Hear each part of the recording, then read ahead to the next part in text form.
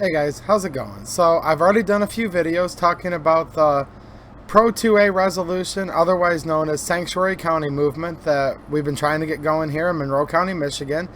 And I just did a video 2 days ago showing you guys what I had to say in front of the commissioners. And in this video, I'm going to show you another Patriot, another community member that I thought had an excellent little speech or conversation, if you will. So I hope you guys enjoy. And I'm going to create a new playlist. I'm going to call it like Monroe County Sanctuary Resolution or something like that. For those of you that are wishing to follow this little series, if you will. Because as I said in the last video, a bunch of awesome people showed up. It was very encouraging. We didn't get it passed, but we're still working on it. And I'm going to break apart this meeting into several videos so it isn't an hour and a half long. But here you go. Here's another one. And there's more to come here very soon.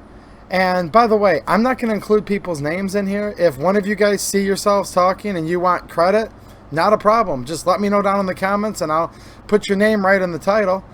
I have your names from you guys speaking on public record, but I'm not really up for giving personal information out unless you so desire. So let me know if you want credit. If not, I'll just let people kind of remain anonymous, even though this was a public meeting and I had every right to record and broadcast.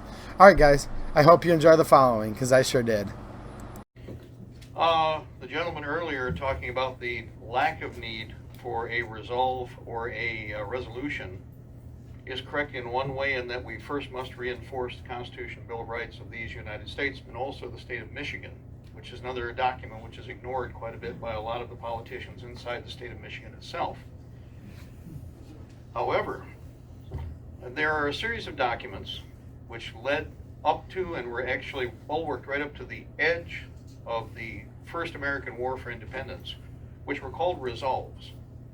Now, the purpose of the resolve was not to separate. In fact, it was designed to do just the reverse. The Fairfax resolves, the Suffolk resolves, and many others were actually presented by the counties, specifically if you look up Fairfax resolves, to reinforce, to re-stipulate to the Crown that the instruments that protected our rights were ours. It's not to supersede, it was not to override. In fact, the Fairfax resolves were presented to the Crown even as the War for Independence started, 1775. We're going to come up on a bunch of different anniversary dates. Everybody, of course, has been talking about what happened. Well, no, that's not true. Not everybody has been talking about what happened in Richmond, because first of all, you'd have to have news coverage to let people know that something was going to happen in Richmond or what was happening in Virginia. I mean, I'm in broadcasting, been doing radio for 30 years. How many of you heard anything about Virginia before what just happened? And most of you probably don't even know. Hell, half people out there I ask, what's been going on in Virginia? What do you mean, what's going on in Virginia? Well, the fact of the matter is that the controlled media has done absolutely everything it could to block what's happening in Virginia, but it's not just in Virginia. You are all with the state of Michigan's government. How many caught the announcement by our state's Attorney General 2 Mondays ago, which stated uncategorically, anybody catch the announcement she made? That the gun control wave going on in the United States was a plan that came from the governor's conference, in which the state governors and the attorney generals met to try and achieve maximum gun confiscation in the year 2020 across the whole of the nation, not just Virginia. Now, here's the thing about that, guys, gals. That was actually recorded with people with microphones. ABC, NBC, CBS, CNN were all there. How many of you saw that? My wife's in the other room, which she's waving her hand. So let me ask you something. Where did that go? Where did that go? You know what that did?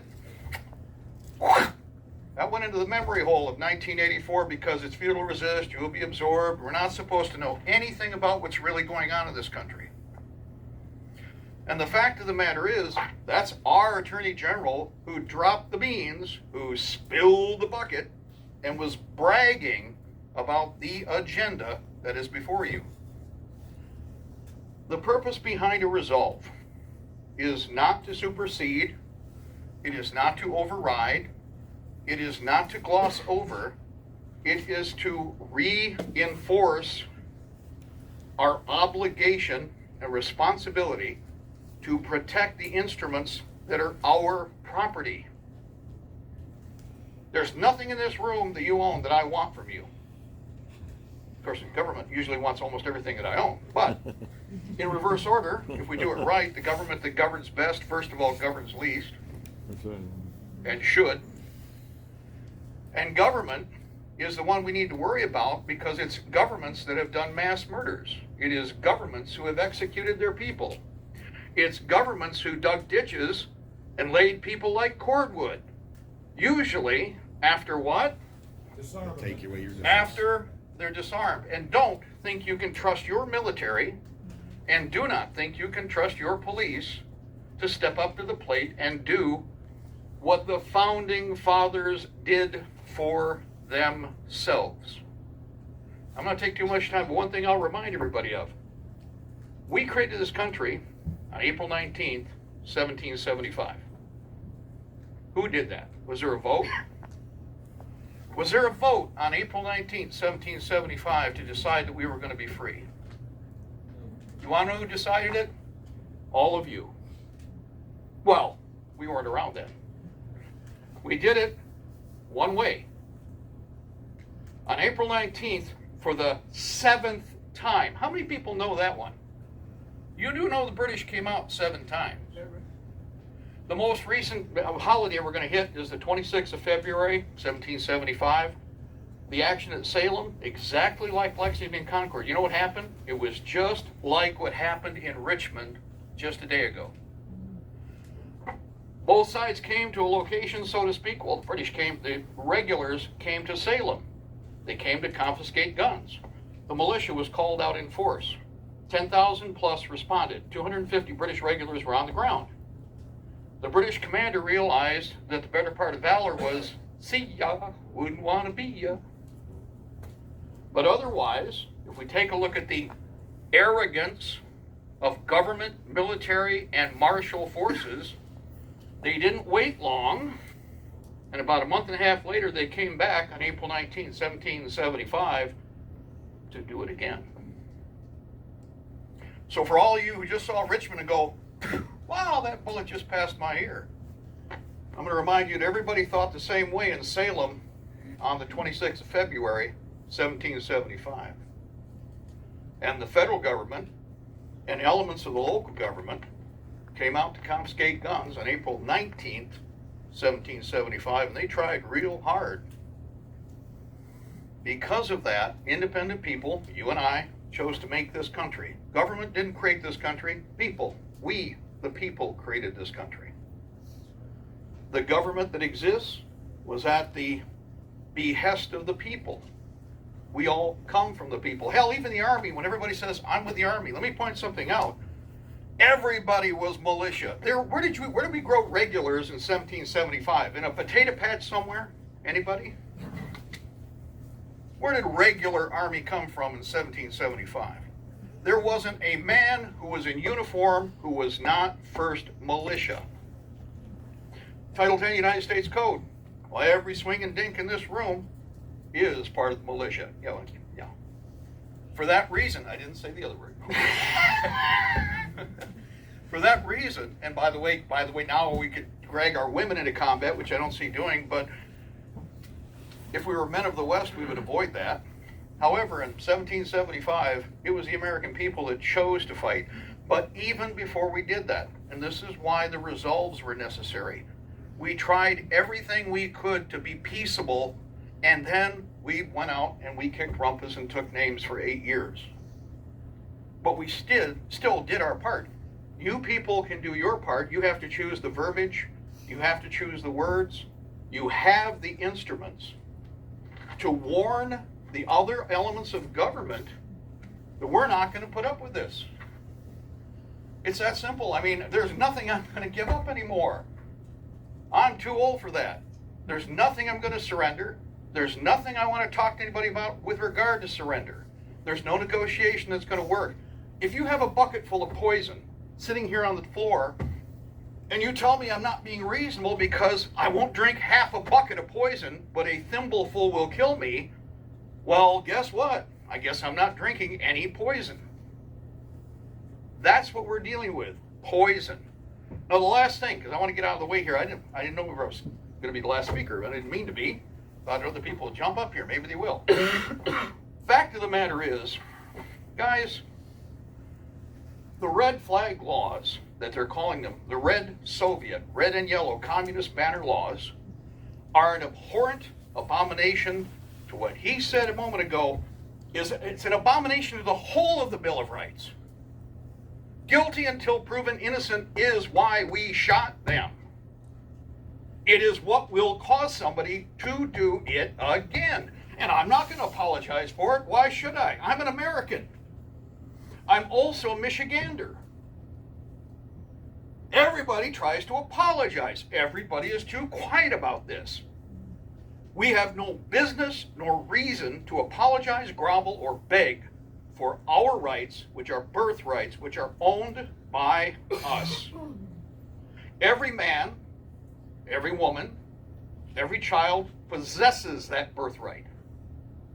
Somebody is always trying to take it away. I don't want anything from you. There's nothing that any of you own that I would ever be interested in. I have weird quirks about what I like and play with anyway, okay? As far as the toys I enjoy, you might not. But the beautiful part about this country is we can all do that in our own little corners and be left alone. The only purpose for trying to take and or restrict the arms in the way that they're doing, and the red flag laws, guilty until proven innocent, guilty until proven innocent, guilty until proven innocent, is enough of a reason for a second American War for Independence. We are a breath away. I've traveled all over this country. We are a breath away from that. Now, there's a point. The other thing behind these resolutions, you have to choose if you're an American or if you're something else. What are you? I fully believe in the Constitution, the Bill of Rights of these United States, a limited constitutional republic, established on the principles that the individual rights of all of us here, every man here, is protected. To do that, we must have force of arms. Our checks and balances system dictates that we stand with arms. Dictates. We are peaceable until you set upon us. And once you set upon us, then you're on the wrong path. And then, well, that's not the end. It's just the beginning of the next cycle of liberty for this country. For everybody here, because I don't think you people are, I don't think any of you are the special keepers. Anybody want to think about that one? If these Soviets, because that's what you're facing now, if these Soviets have their way, I want one of you to raise your hand that thinks if they start what they're talking about doing, that you're going to be kept around. Every one of you is a politico. Every one of you is a mouthy person. You may grovel for a bit, but one way or another, you're still Americans in the crosshairs. We have a lot of work to do. You guys have a lot of work to do separate from all of us and make the decision to make it work. There's a document we did in 1996 that stopped the standoff up in Montana. It's called the Knob Creek Resolution. You never heard of it. You know, it was delivered by 20-some different states simultaneously to the FBI, stating that we don't want war, but if you choose to proceed, we're not going to Montana to fight. It took 2 days. The Fed all of a sudden wanted to negotiate. Peace was found. But peace only at the threat of equal use of coercive force in the hands of youth. Why is it you didn't hear about that document? Well, you know what? People say, well, I never heard about that. How many people heard about Richmond before, or Virginia before the last day?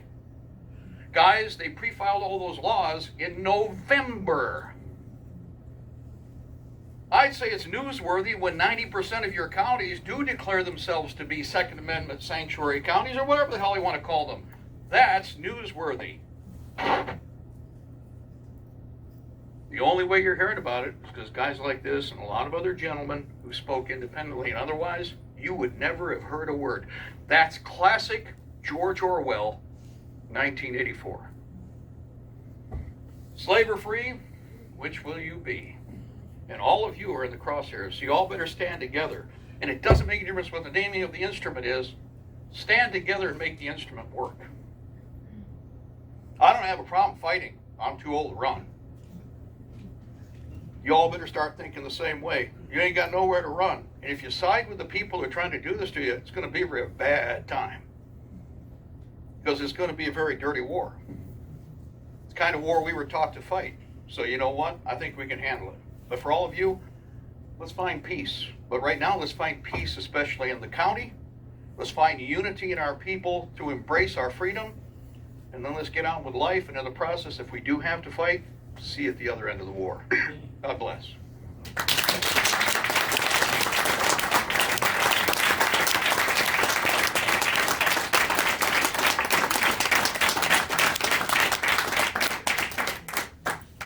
Alright guys, this is what it looks like when people come out from the community, you know, just saying what's from the heart, saying what they feel needs to be said, and hopefully this helps to inspire you guys. And even if you don't live in Michigan or Monroe County, maybe you can use some of these things or give you some ideas, brainstorming, inspiration, whatever you want to call it, to, you know, keep up with the good fight in your county and in your state, because I want every county in this whole country to become a sanctuary for the Second Amendment, because really that's what this country's supposed to be, right?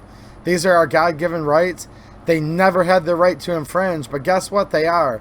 So I think it's good that we're all trying to make a statement in all these counties and states across the country, especially here in my home state of Michigan. But to all the rest of you guys, I'm giving you as much encouragement as I can. And I really appreciate you guys coming into the comments of my videos and offering me encouragement and wishing us good luck too. I really do appreciate that, guys. I read every comment you guys leave, and I try to respond to as many of them as I can. Alright, thanks for watching, and have a good one.